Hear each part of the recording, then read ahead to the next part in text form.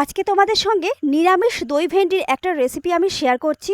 তার জন্য প্রথমেই ভেন্ডি খুব ভালোভাবে ধুয়ে নিয়ে দুই মুখ কেটে বাদ দিয়ে নিয়েছি। এরপর সর্ষের তেল গরম করতে দিয়ে তার মধ্যে ভেন্ডির টুকরোগুলোকে দিয়ে উল্টে পাল্টে লবণ হলুদ দিয়ে হালকা লালচে কালার করে ভেজে নেব।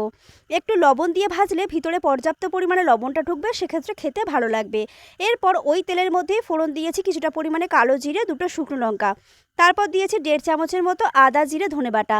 মশলা খুব ভালোভাবে কষিয়ে নিয়ে দিয়েছি একটা বড় সাইজের পাকা টমেটো বাটা, লবণ হলুদ কাশ্মীরি লঙ্কার গুঁড়ো।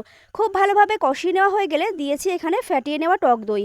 আবারও খুব ভালোভাবে কষিয়ে নিয়ে দিয়েছি দুটো চেরা কাঁচা লঙ্কা, তারপর দিয়েছি দইয়ের বাটি ধোয়া 1 বাটি জল।